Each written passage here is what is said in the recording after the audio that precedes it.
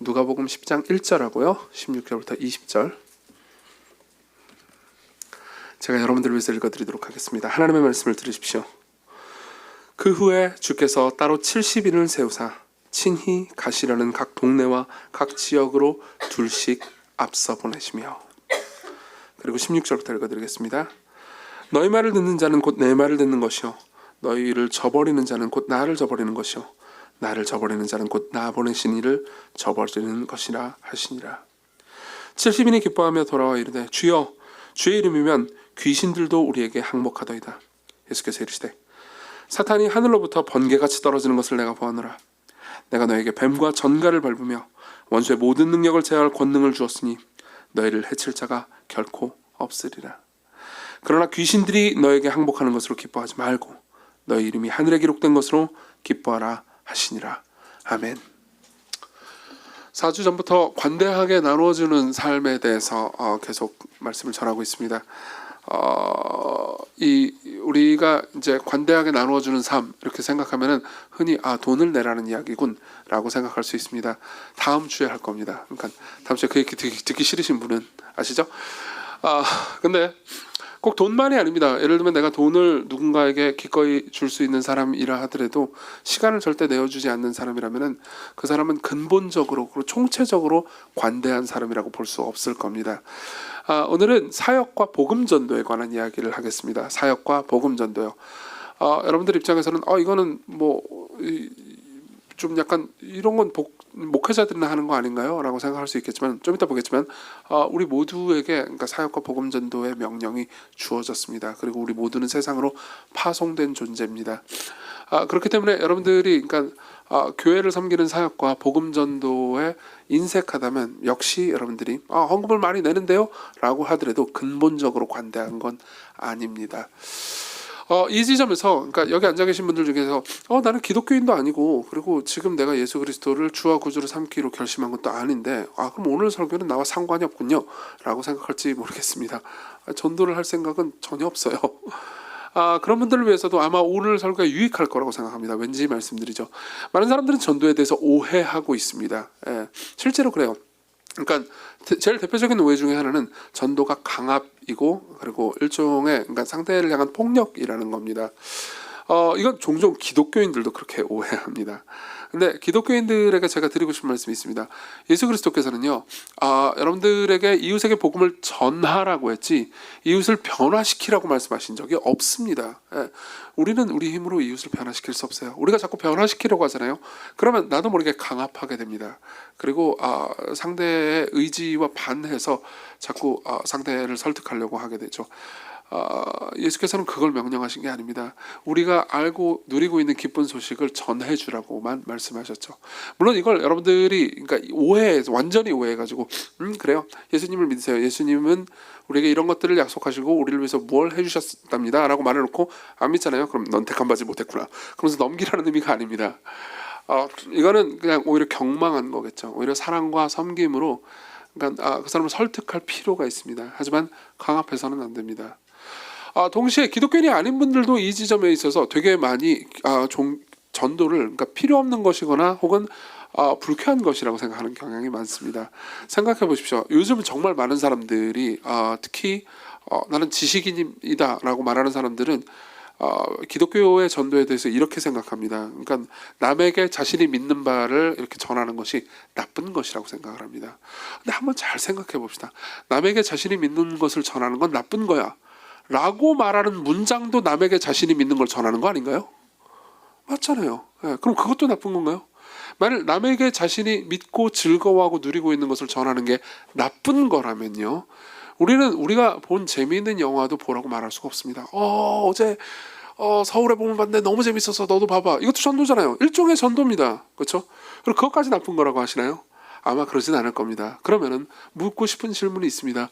왜 복음에 관한 것만, 기독교 전도에 관한 것만 기쁨으로 남에게 말해주는 것이 나쁜 거라고 생각하시나요? 여러분들 안에 이런 적대감이 보이시나요?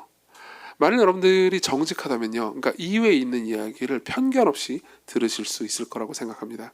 자, 그래서요, 저는 이제 우리가 읽은 이 본문을 근거로 해서 그러니까 기독교 사역과 복음 전도에 대해서 이런 이야기를 해드릴 겁니다. 첫 번째로는요, 우리가 모두 그 부르심 안에 있다라는 이야기를 할 겁니다.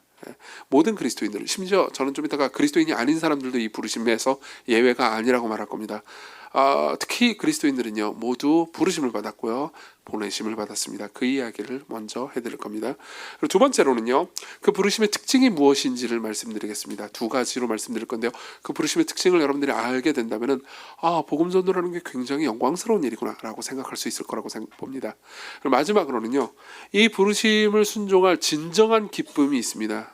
이 기쁨을 여러분들이 잘못 선택한다면 뜻밖에도 사역과 복음 전도는 여러분들은 망가뜨릴 수도 있습니다. 올바른 기쁨을 가지고 있을 때 여러분들은 영원히 기쁠 수 있거든요. 그 이야기를 해드리도록 하겠습니다. 먼저 부르심 혹은 보내심 이야기를 해드리죠. 1절을 봅시다. 1절 같이 한번 읽어볼까요? 시작. 그 후에 주께서 따로 실시민을 세우사 친히 가시라는 각 동네와 각 지역으로 둘씩 앞서 보내시며. 자, 이 본문은요, 예수 그리스도께서 자기의 제자들을 이제 세상으로 파송하시면서 복음을 전하라고 명령하신 부분입니다. 근데 이 본문 10장 1절의 본문은요, 9장 1절과 짝을 지어서 생각하지 않으면은 오해하기 쉽습니다. 9장 1절에 보면요, 제가 읽어드릴게요. 예수께서 12제자를 불러 모으사 모든 귀신을 제어하며 병을 고치는 능력과 권위를 주시고 하나님 나라를 전파하며 앓는 자들, 그러니까 병든 사람들을 고치게 하시려고 내보내셨다라는 말씀이 있습니다. 자, 보세요. 똑같죠? 9장 1절도 예수님께서 제자들을 파송하신 거고요. 그리고 10장 1절도 예수님께서 제자들을 파송하신 겁니다. 근데 차이가 하나 있습니다. 뭐죠? 눈치채셨나요? 9장 1절은요 12명을 보내십니다. 그리고 10장 1절은요 70명을 보내십니다. 이건 단순히 숫자의 차이일까요? 그렇지 않습니다.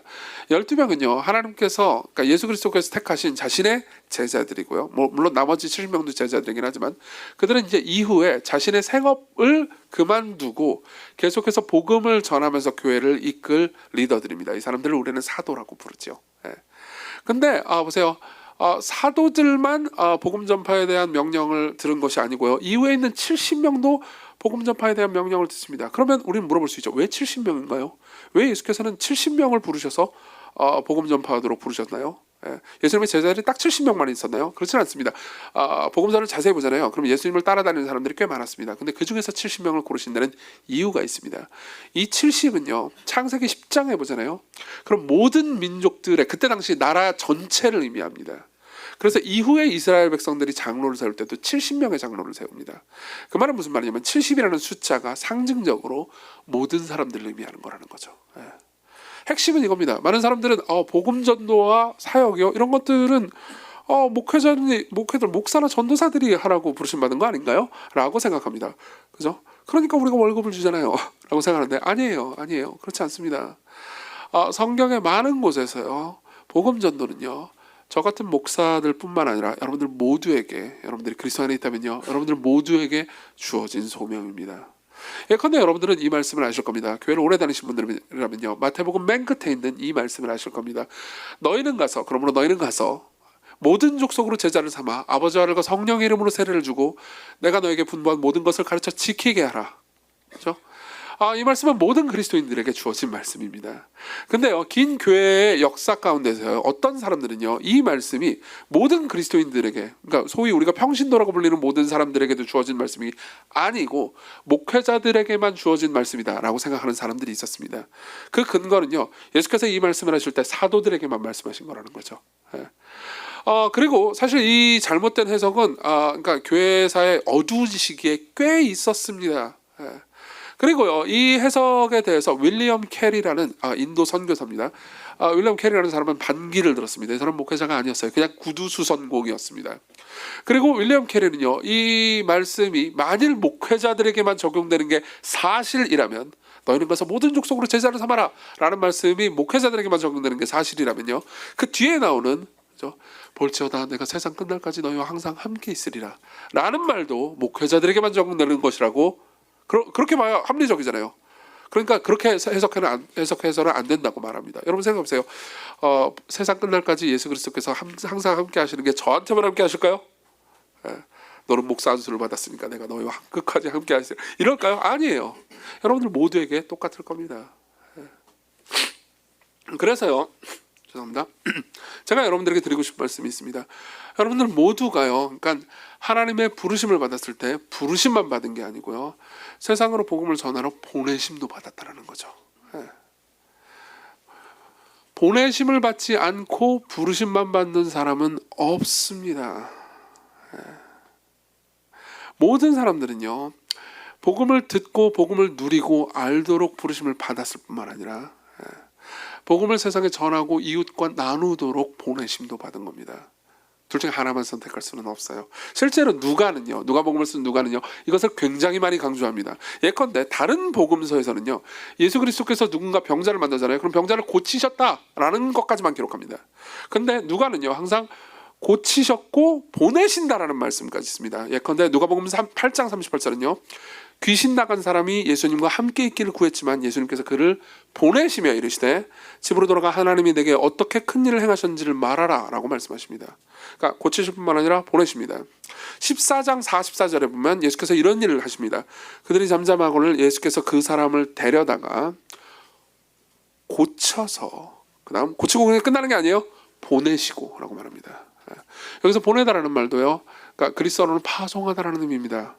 세상으로 파송하는 겁니다. 왜 누가는 이 이야기를 섬세하게 기록했을까요? 이유는 간단합니다.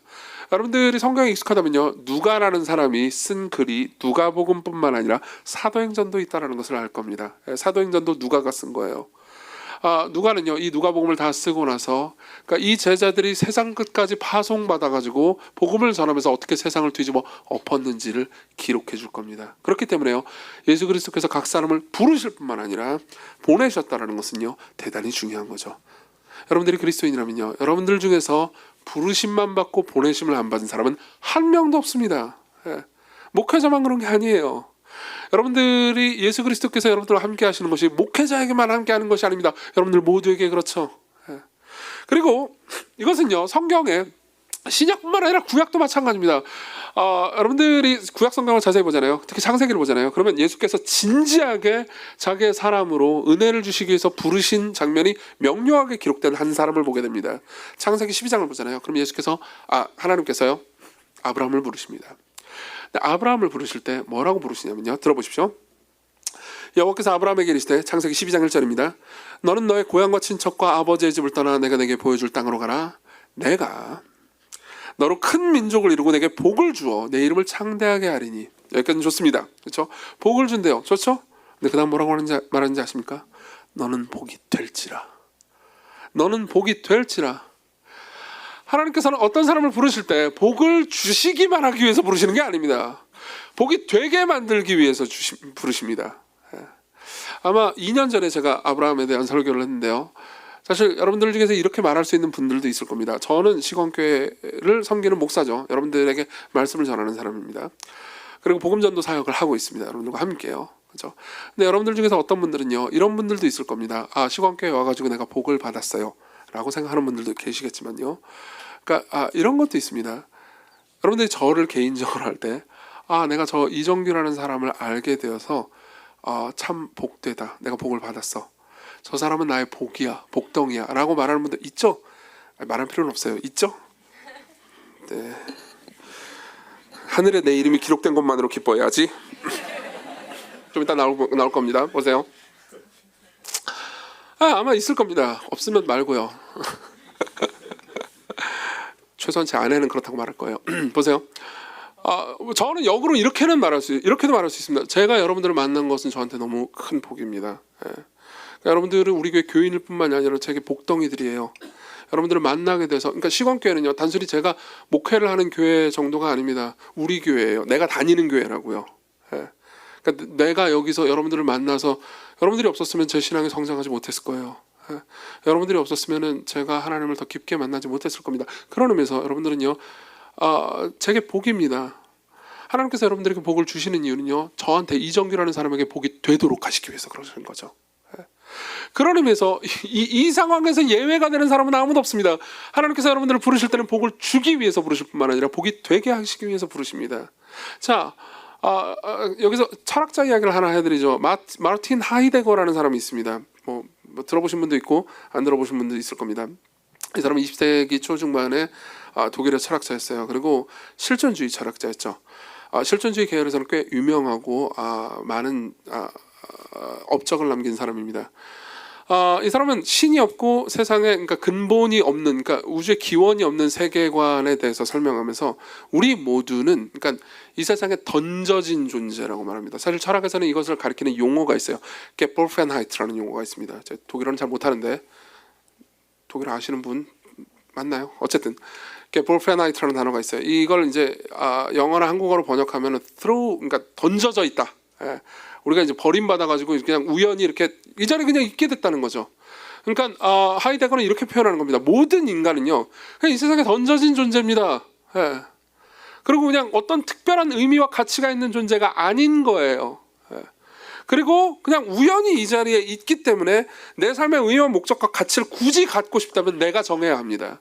근데 내가 정할 수는 없어요. 그냥 관계 가운데서 정해지면 정해지는 거고 아니면 마는 거죠. 내가 이 세상에 던져졌는데 운 좋게도 내가 잘생기게 태어났어요. 그럼 뭐죠? 그냥 나는 운이 좋을 뿐입니다. 근데 운 나쁘게도 못생기게 태어났습니다. 그럼 나는 그냥 망하는 거예요. 거기에는 어떤 의미도 목적도 가치도 없습니다. 그냥 난 던져져 있는 거죠. 그리고 이 말이 많은 사람들의 공감을 샀던 이유는요, 신이 없다고 생각하는 사람들의 세계관 안에서 이것은 자신의 존재를 잘 설명해 주었기 때문이죠. 너 오늘 기분이 어떠니? 게볼펜하이트. 이해되세요? 난 그냥 던져진 존재예요. 예, 특별한 의미도 없습니다. 여러분들은 말합니다. 그냥 열심히 살았는데 그냥 허무해. 돈을 이렇게 많이 벌었는데 허무해. 특별한 목적과 의미가 있는 것 같지 않아. 물론 여러분들은 저한테 이렇게 말하겠죠. 그렇게 허무해도 좋으니까 돈이 많이 벌고 허무하고 싶어요.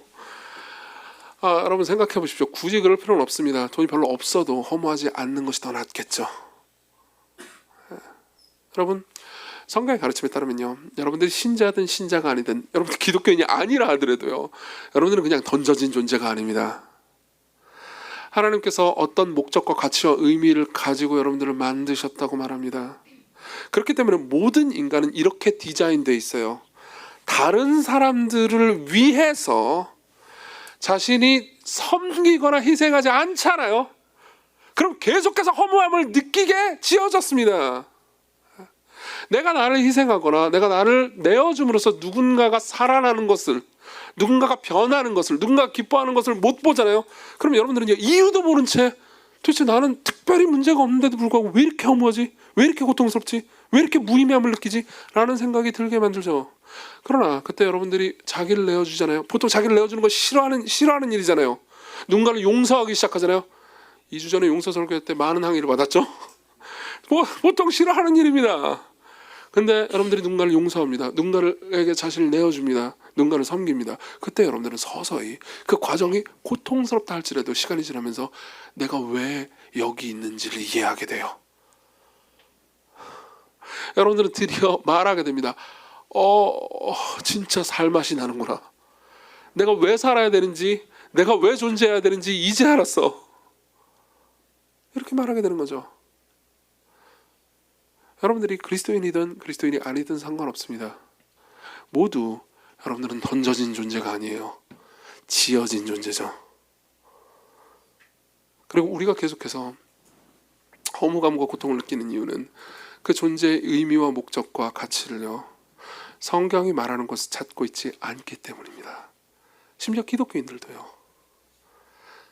잊지 마십시오. 여러분들은 모두 부르심받은 존재일 뿐만 아니라 보내심받은 존재입니다. 두 번째로 넘어가죠. 그 부르심의 특징 두 가지를 말씀드리겠습니다. 첫 번째는요, 그 부르심은요, 강력한 능력이 있다는 겁니다. 17절부터 19절을 제가 읽어드리겠습니다. 70인이 기뻐하며 돌아와 이르되 주여 주의 이름이면 귀신들도 우리에게 항복하리이다.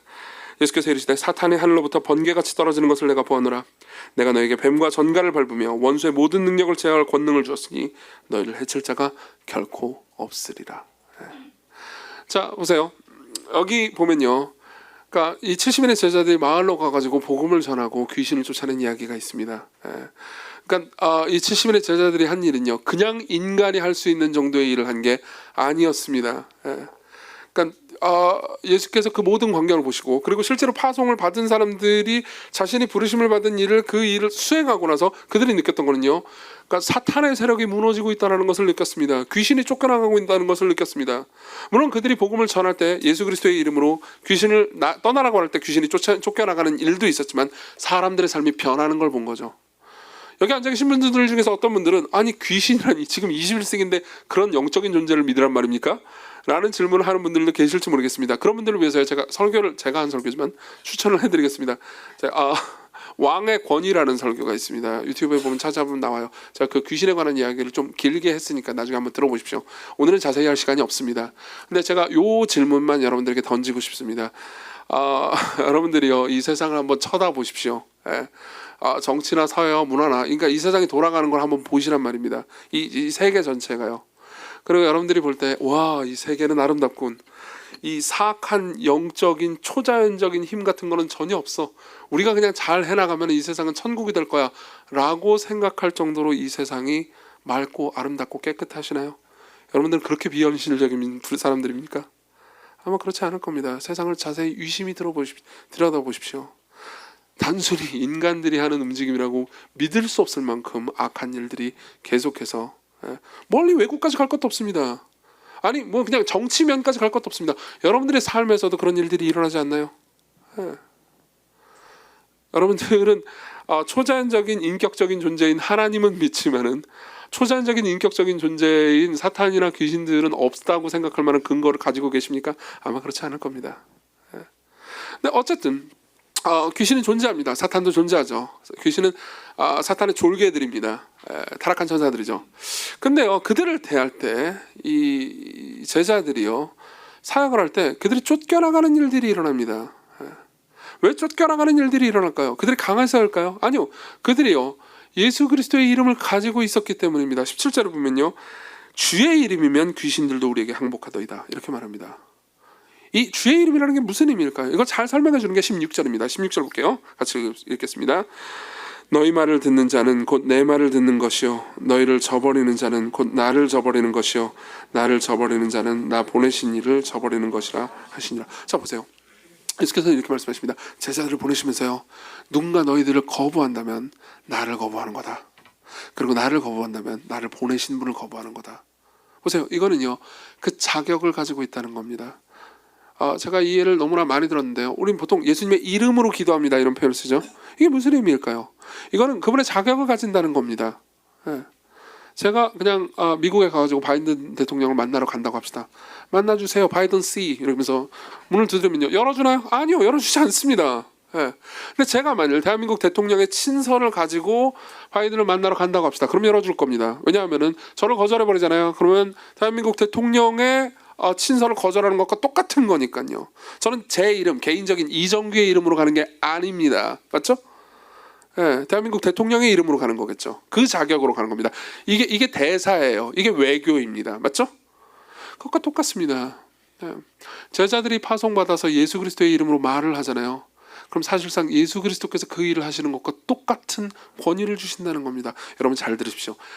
저는요, 지금 제가 여러분들에게 설교를 하고 있죠, 그죠? 근데 제가 만일 지금 이 성경 본문을요 바르게 해석해가지고 여러분들에게 복음을 전하잖아요. 그러면요, 여러분들은 지금 예수 그리스도께서 여러분들에게 말씀하시는 것을 듣고 있는 셈입니다.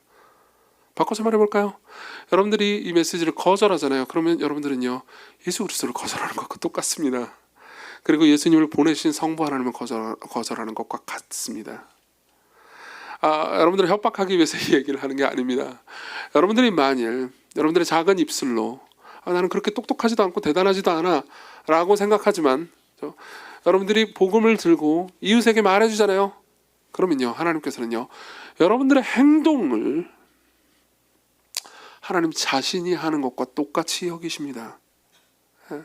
실제로 성경에는 이런 표현들이 엄청나게 많이 나와 있습니다. 예를 들면 에베소서의 메시지를 인용해드리죠. 에베소서 2장 17절에 보면 이런 말씀이 있습니다.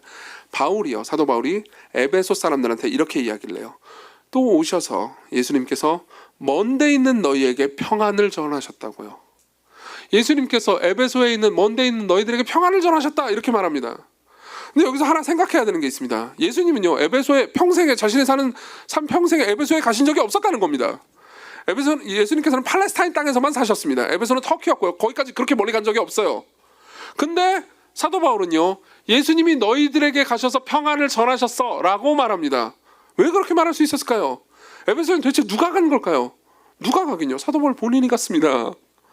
자신이 가서 복음을 전한 사건을 가리켜서요, 예수 그리스도께서 너희들에게 다가가셔서 너희들에게 평안을 전하셨어 라고 말해주는 거죠.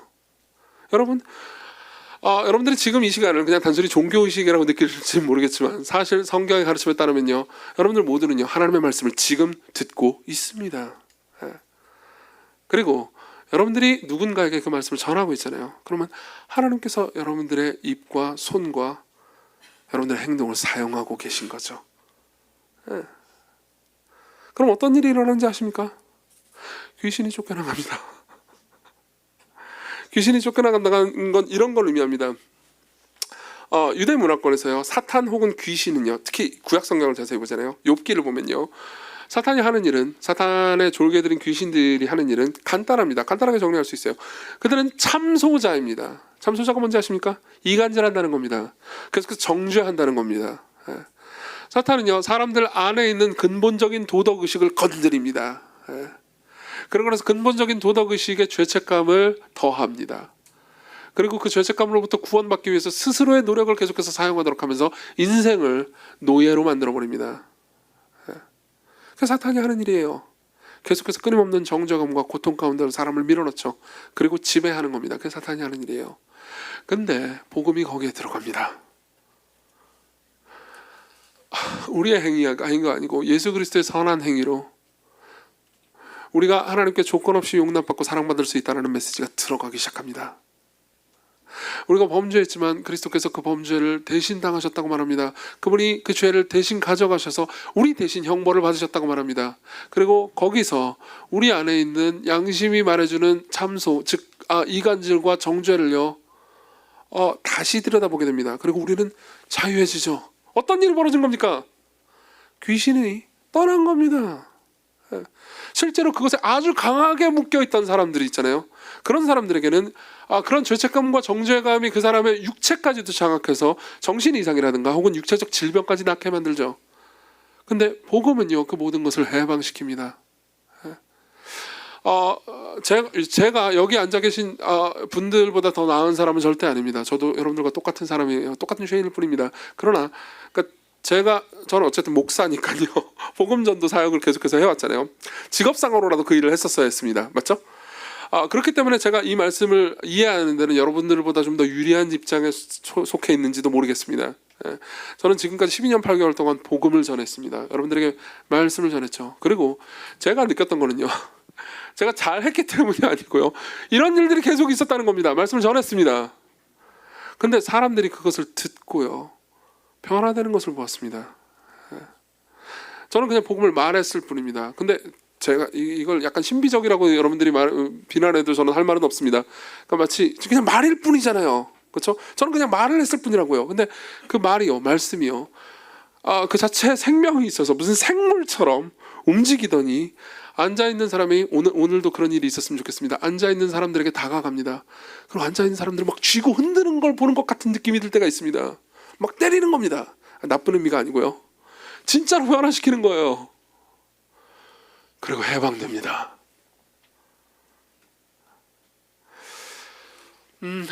이따가 3시에요. 신촌 캠퍼스에서 2명이 세례를 받게 됩니다. 기독교 신앙에 아예 없는 사람이었고요, 둘 다. 그리고 복음을 교회에서 들었고요. 그리고 예수 그리스도를 자신의 삶의 주님과 구주로 받아들이고 결단했습니다. 여기 계신 분들은 보지는 못하겠지만은, 제가 그 두 분 중에 한 분의 그 신앙 고백 있잖아요. 그것의 일부를 여러분들을 위해서 허락을 받았습니다. 읽어드리려고 합니다. 들어보십시오. 저는 대학에서 윤리교육을 전공했지만 모순적이게도 윤리적인 삶을 살지 못했습니다. 공허함에 밤마다 술을 마시고 게임에 중독되어 쾌락적 일상에 빠져 무기력하게 살았습니다. 스스로가 한심하다고 생각하면서도 멈추기 어려웠습니다. 저는 마치 구덩이에 버려진 것만 같았습니다. 그러다가 이제 시건교회에 와요. 중간은 제가 생략해드리겠습니다. 시건교회에 와서 이제 복음을 듣다가 이제 요셉에 대한 시리즈 설교를 계속해서 듣게 됩니다. 그러다가 이런 말을 합니다. 이게 그 신앙 고백문의 일부입니다. 요셉 시리즈 설교를 통해서 하나님께서는 저를 계속해서 돌보셨습니다. 요셉은 구덩이에 버려진 존재가 아니라 심겨진 씨앗이었습니다. 저 또한 구덩이에 버려진 게 아니라 심겨진 것이었습니다. 하나님께서 저를 버린 적은 한 번도 없었고 심지어 사랑하고 계셨습니다. 태어나서 걷기 시작하고 처음 말을 하던 순간부터 그분은 저를 기르고 계셨습니다. 어떻게 이렇게 보잘것없는 저를 사랑하시는 걸까요? 하나님께서는 그동안 제가 죄를 짓고도 뉘우치지 않고 계속 반복하는 모습을 지켜보시면서도 저를 불쌍히 여기시고 기다려주셨습니다. 저는 주님의 큰 뜻을 다 알지 못하지만 주님은 저의 길을 더 잘 아십니다. 구덩이에 저를 심으시고 길러내심을 신뢰합니다.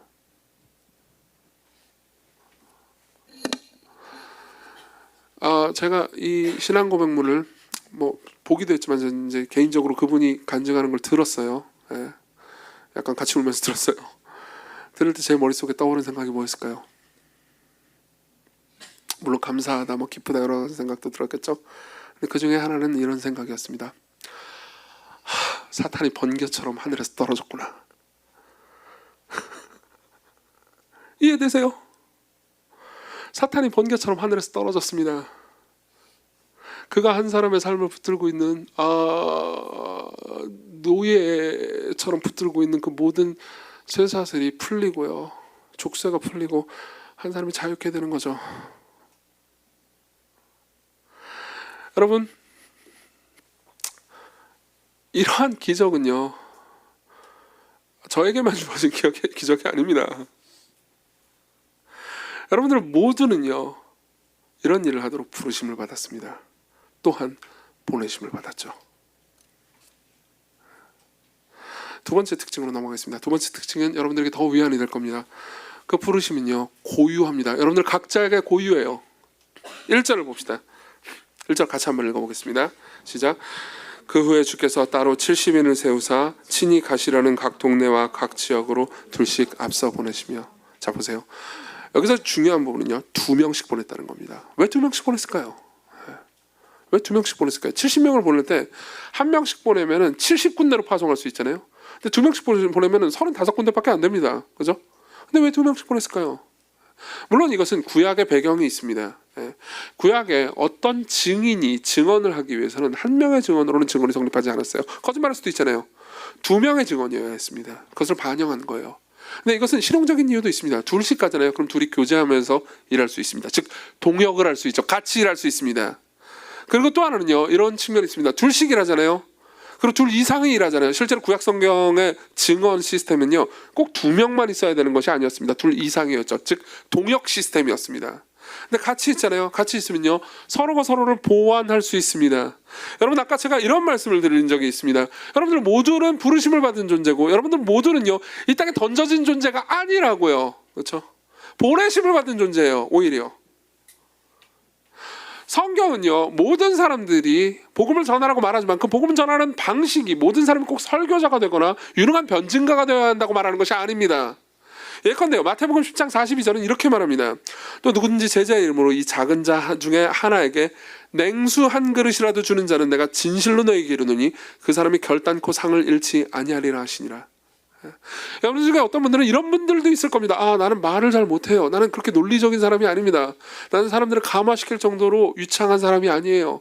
나는 그냥 평범한 일밖에 할 수 없습니다. 그냥 교재가 주어지면 그걸 읽어주거나 아니면 그 사람을 위해서 기도해주거나 아니면 그 사람을 대접하는 냉수 정도 대접하는 일밖에 할 수 없습니다. 예수께서는 말씀하십니다. 아니, 그 일도 결단코 너에게 상을 잃는 일이 아니야.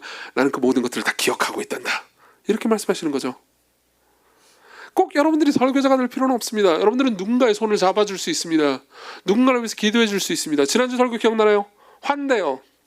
제가 설교 끝부분에 이런 이야기를 했습니다. 실제로 제가 복음 전도를 하면서 사람들이 변화되는 것을 볼 때 진짜 사람들이 변화되는 모습은요, 꼭 설교를 통해서만 변화되지는 않는다고요. 오히려 환대를 통해서 사람들과 공동체를 이루면서 섬김을 받고 누리면서 훨씬 더 많이 변화되는 것을 저는 보았습니다. 그렇다고 저를 자르지 말아달라고 했죠. 저도 중요한 사람이라고요. 네. 여러분들 모두가 할 일이 있습니다. 네. 여러분들 모두는요 이 일에 동참할 수 있습니다. 성경은요 여러분들 모두가 고유한 존재라고 말합니다. 예를 들면요 에베소서 2장 10절은요 이렇게 말합니다. 모든 그리스도인들을 가리켜서 우리는 그가 하나님이요 만드신 바라라고 말합니다. 여기서 만드신 바라고 두 글자로 번역된 이 단어는요 그리스어로 한 글자입니다. 포이에마라는 단어예요. 그리고 이런 말을 들어보신 적이 있는지 모르겠는데 이 포이에마라는 단어는 여러분 영어로 포임 아시죠? 포임 시요 시. 그 말의 어원입니다. 핵심은 이겁니다. 여러분들은 단순한 기능적 존재가 아니고 예술적 존재라는 거죠. 독특한 존재라는 겁니다. 여러분들의 삶은 다 다를 겁니다. 여러분들의 기능도 다를 겁니다. 여러분들은 다 이렇게 말할 겁니다. 아 나는 별게 없어. 나는 대단한 존재가 아니야. 대단치 않은 존재야. 나는 삶에서 어떤 고통을 당했어. 그때 내가 당했던 그 고통이 아니었으면 지금 좀 더 잘 살았을 텐데, 혹은 내가 그때 경험했던 그 아픈 기억이 아니었으면 지금 내가 더 부유하거나 괜찮은 존재로 더 잘 기능하는 존재로 살았을 텐데, 아니요 그렇지 않아요. 여러분들이 이 세상에 보내심을 받았을 바로 그 모습은요 하나님께서 여러분들을 고유하게 빚어가는 모습이었습니다. 심지어 고통마저도요. 여러분들이 겪는 그 고통으로 인하여서 여러분들은 누군가를 위로해 줄 수 있습니다. 누군가를 변화시킬 수 있습니다. 하나님께서 여러분들을 보내실 때 여러분들의 각자의 모습은 여러분들 자신이 아니면 절대 감당할 수 없는 어떤 모습입니다. 그건 이정규가 대신해 줄 수 있는 게 아니에요. 이해하십니까? 핵심은 이겁니다. 여러분들은요 여러분들만이 쫓아낼 수 있는 귀신이 있다는 것을 기억해야 합니다. 여러분들만이 도울 수 있는 무언가가 있습니다. 여러분들은요 던져진 존재가 아니에요. 여러분들은 던져진 존재가 아닙니다. 여러분들은 보내심을 받은 존재예요.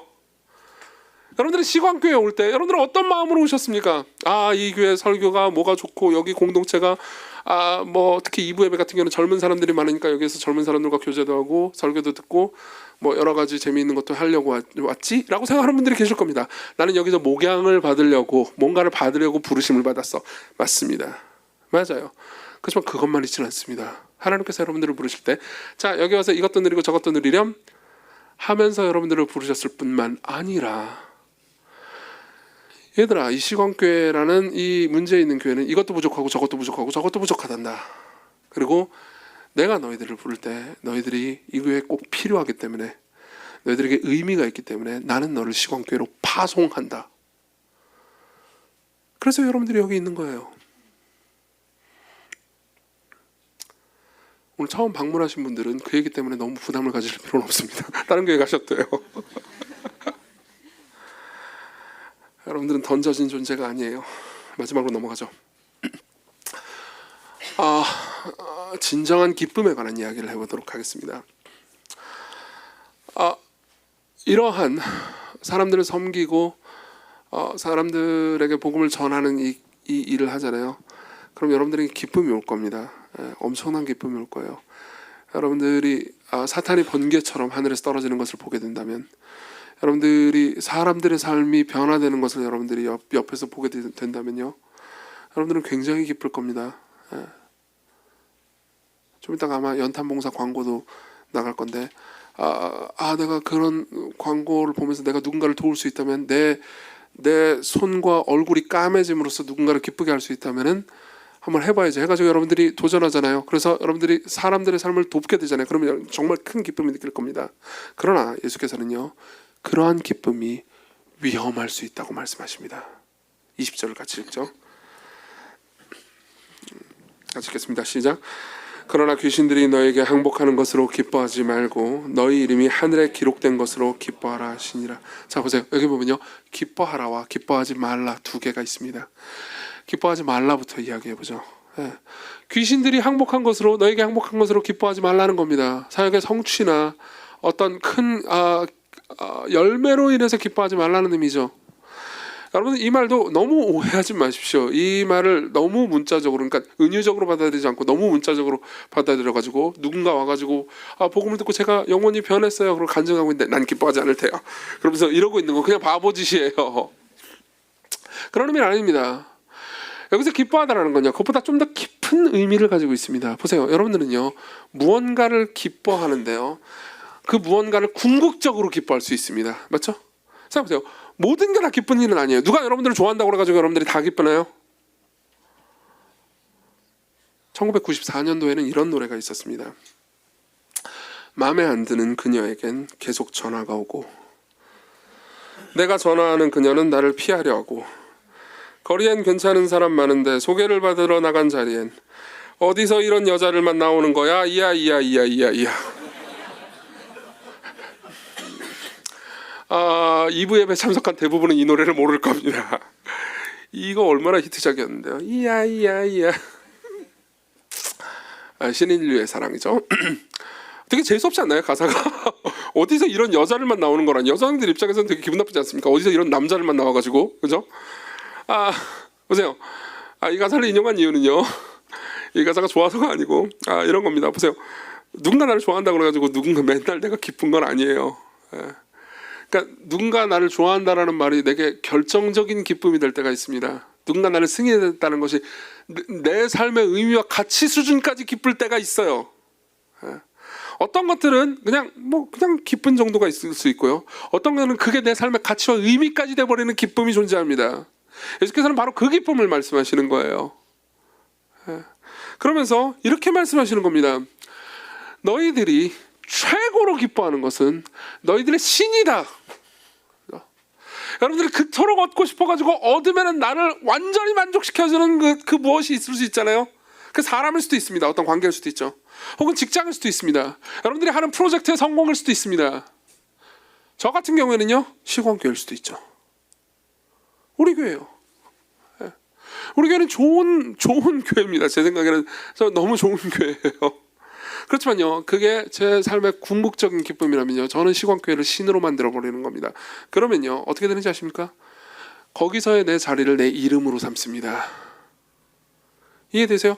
여러분들이 정말 취직하고 싶습니다. 근데 드디어 해냈어요.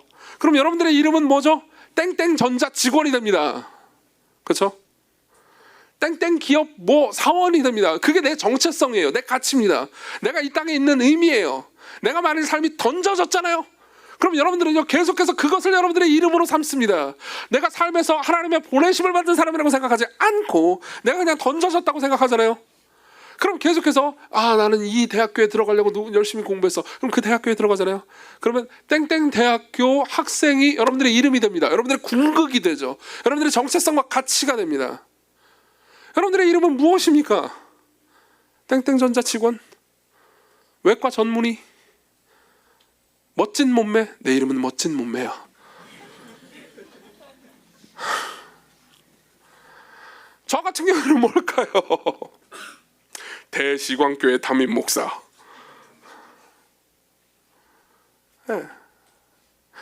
만일 이 모든 것들을 내 궁극적인 이름으로 삼잖아요. 내 기쁨으로 삼잖아요. 그럼요, 두 가지 문제가 생깁니다. 첫 번째로는요, 이 모든 것들은 결국 잃어버릴 겁니다. 제가 점점 설교가 지금보다 더 길어지는데 재미도 없고 내용도 없고 지적이지도 않잖아요. 그럼 시간이 지나면 여러분들이 이건 안 되겠다라고 생각하실 겁니다. 그러면서 자비롭고 은혜로운 마음으로 제 이름 앞에 원로자를 붙여주시겠죠. 원로 목사. 무슨 말입니까? 꺼져라. 꺼져라. 딴 목사님 데려와라. 이렇게 하겠죠. 만일 제가 대시광교회 담임 목사가 제 이름이라면, 제 궁극적인 이름이잖아요. 제 궁극적인 가치잖아요. 그럼 저는요, 절망해버릴 겁니다. 내가 이 교회를 위해서 얼마나 헌신했는데 이 잡것들이 나를 설교 좀 못한다고 쫓아내. 가끔 예배 와가지고 뒷자리에 앉으면 원로 목사 교회를 왜 와? 막 그러면 잉. 죄송해요. 귀척 죄송해요. 죄송해요. 2부 예배 올리지 맙시다. 1부 예배를 올립시다. 아니면 그 하나고요. 또 하나. 아니면요, 여러분들 인정해주지 않잖아요. 누군가 여러분들 인정해주지 않잖아요. 그럼 여러분들은 분노할 겁니다. 나 땡땡전자를 들어갔어. 땡땡전자가 뭐야? 이 무식한 놈. 땡땡전자도 몰라? 거기 들어가려면 얼마나 힘든데. 물론 대놓고 말하진 않겠죠. 하지만 얼마든지 그런 일이 있을 수 있습니다. 저도 압니다. 뭐 하시는 분이세요? 어느 교회 목사님이세요? 저 시광교회 목사입니다. 시광교회가 어디예요? 속으로 생각하죠. 요즘 뜨는 시광교회를 모른단 말이야? 새가족반도 안 읽어봤나? 보세요. 어떻게 하죠? 제가 그런 생각을 했다는 게 아닌가? 보세요. 이렇게 되잖아요. 그럼 저는 누군가를 멸시하게 됩니다. 나는 인정해주지 않는 사람을 멸시하게 되죠. 항상 나는 이 둘을 왔다 갔다 하게 될 겁니다. 예. 여러분들은요, 삶에서 내가 내던져진 존재가 아니라는 것을 계속해서 입증하기 위해서 여러 가지를 이름으로 삼을 겁니다. 좋은 어머니, 좋은 남편, 괜찮은 직장인, 교회에서 좋은 조장, 수많은 이름들이 있겠죠. 예수께서는요, 그 모든 것으로 너희들의 궁극적인 기쁨을 삼지 말라고 말합니다. 하늘에 너희들의 이름이 기록된 것으로 기뻐하라고 말하죠. 그럼 뭘 의미하는지 아십니까? 여러분 보세요. 여러분들이 이름으로 삼고 있는 모든 것들은요, 그 책은 다 지워져 버릴 겁니다. 아, 어느 회사에 들어갔어요. 언젠가 그 회사는 기울어져 버릴지도 모릅니다. 망해버릴 수도 있어요.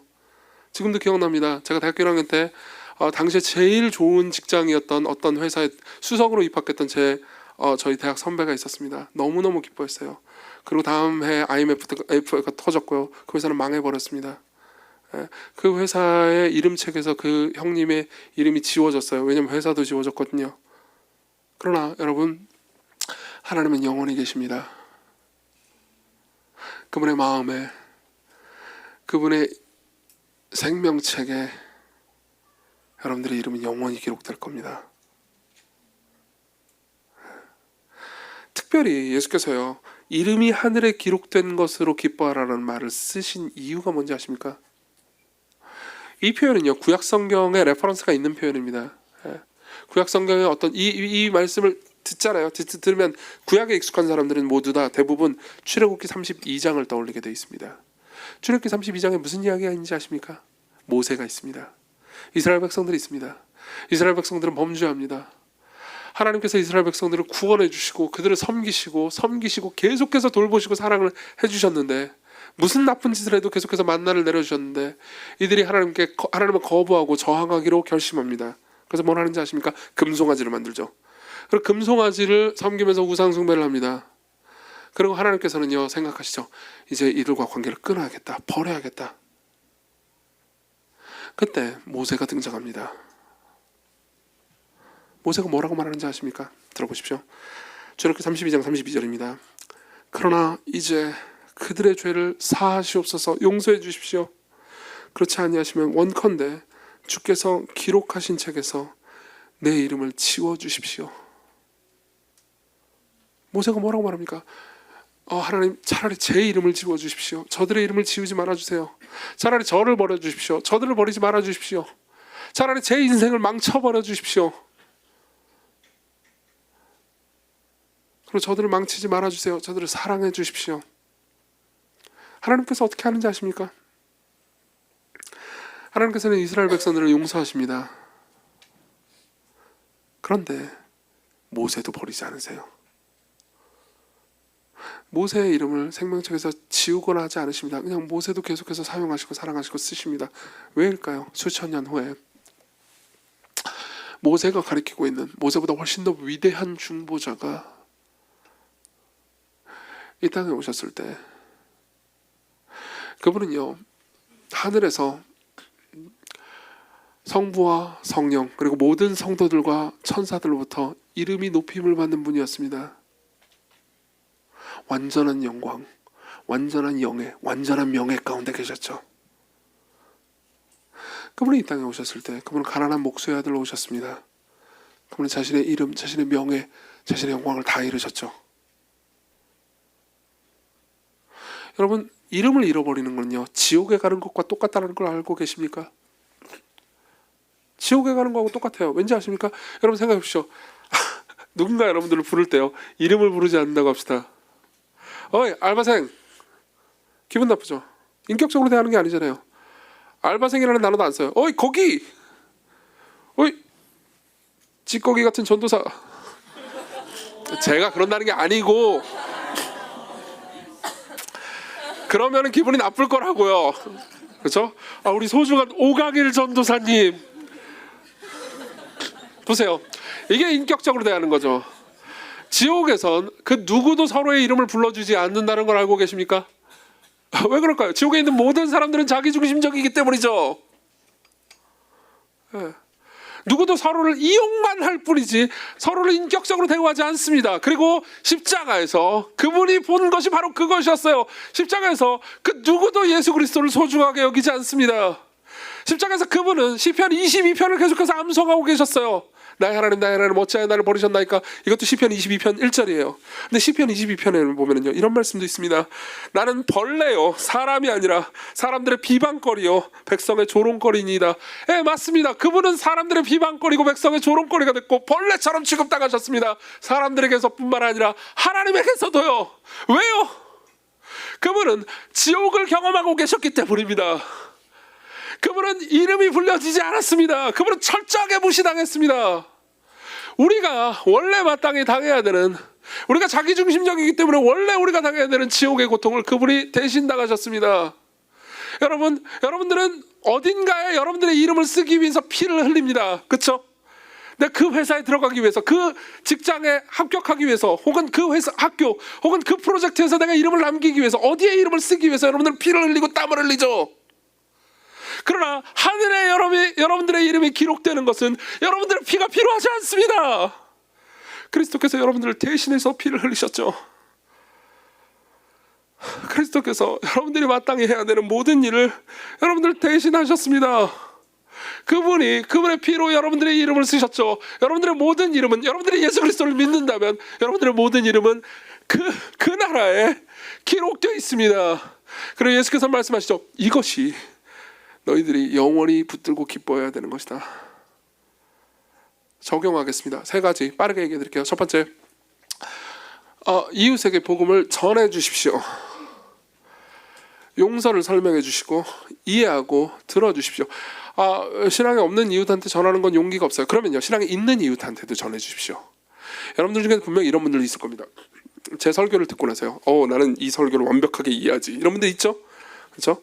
근데 교회에서요, 여러분들이 속으로 말할 때요, 여러분들의 친구들 중에서는 난 저게 뭔 소리인지 하나도 모르겠어, 저 용어도 모르겠어, 속죄라니 그게 무슨 뜻이야? 여러분들은 난 알지, 알잖아요. 그럼 말해 주십시오. 말해 주세요. 그렇게 복음을 전해주면서 서로를 섬기십시오. 같이 책 모임을 해서 책을 읽어주십시오. 친구한테 물어보세요. 새가족반 읽었니? 읽긴 했는데, 새가족반 할 때 읽긴 했는데 내용 기억나니? 아니? 그럼 같이 읽을까? 당연하잖아요. 다 기억 안 나잖아요. 그렇게 서로를 섬기십시오. 말로, 섬김으로 복음을 전해주세요. 첫 번째입니다. 두 번째입니다. 저를 위해서 기도해 주십시오. 저하고 목회자들을 위해서 기도해 주세요. 특별히 목회자들을 위해서 기도해 주십시오. 뭘 기도해야 될까요? 답 나왔잖아요. 사역의 성취 때문에 기뻐하는 것이 아니고 하늘에 제 이름이 기록된 것으로 기뻐하게 해주십시오. 이렇게 기도해 주세요. 이건 여러분들에게 유익할 겁니다. 제가 만일 정말 하늘에 이름이 기록된 것으로만 기뻐하잖아요. 그럼 저는 시건교회를 신실하게 섬기되 열매가 있든 없든 그냥 섬길 겁니다. 제가 저 자신을 희생해서 여러분들을 섬기는데 여러분들이 배신할 수도 있잖아요. 그럴 수도 있죠. 뭐 요즘 이 교회 설교는 별로야, 딴 교회로 가야지. 그래도 저는요, 이렇게 생각할 겁니다. 그 교회가 부흥해서 기쁘다. 하나님 나라는 하나도 줄어들지 않았어. 혹은 저를 비난하거나 욕하실 수도 있습니다. 그럴 수도 있죠. 근데 제가 정말로 하늘에 제 이름이 기록된 것으로 기뻐하고 있잖아요. 그럼 저는 여러분들을 미워하지 않을 겁니다. 오히려 주어진 상황을 인내하겠죠. 그리고 여러분들을 사랑하는 데 실패함이 없을 겁니다. 지금 그렇다는 게 아니에요. 여러분 오해하지 마세요. 지금 그렇다는 게 아닙니다. 그렇게 해달라고 기도해 주세요.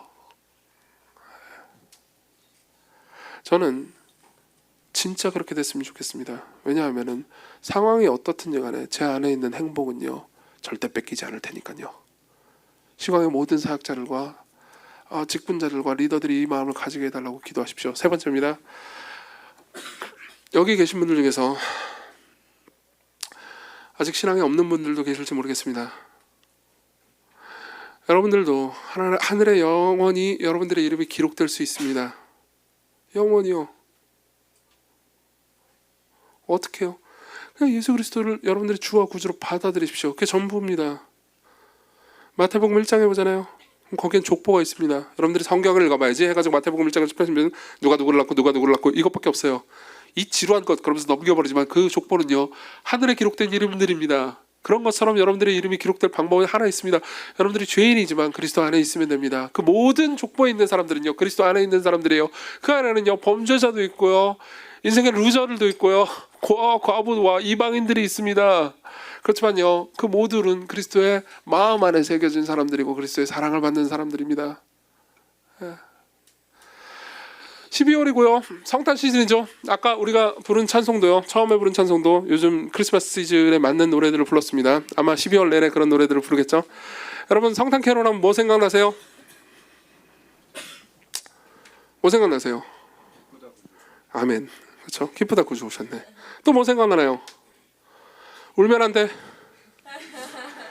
울면 안 돼. 울면 안 돼. 산타 할아버지는 우는 애들에겐 선물을 안 주신대요. 산타 할아버지는 알고 계신데 누가 착한 애인지 나쁜 애인지 오늘 밤에 다녀가신대. 잠잘 때나 일어날 때, 짜증날 때, 장난할 때도 산타 할아버지는 모든 것을 알고 계신대. 여러분,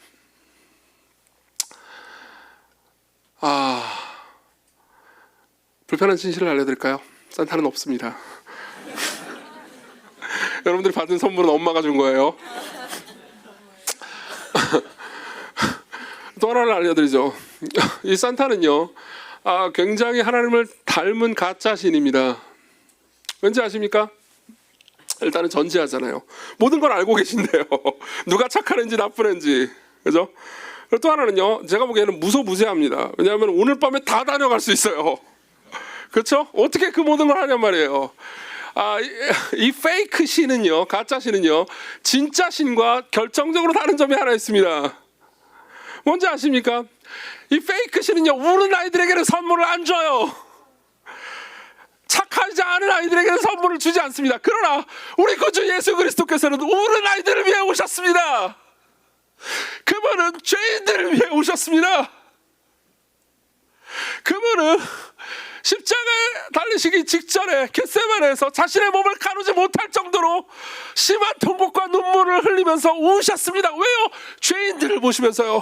죄인들을 자신의 품 안에, 자신의 마음 안에 그 이름을 새기시기 위해서 그분이 이 땅에 오셨습니다. 그분이 진짜 신입니다. 여러분들이 이분을 알잖아요. 그럼 여러분들은 영원히 행복을 뺏기지 않을 수 있습니다. 그리스도께로 오십시오.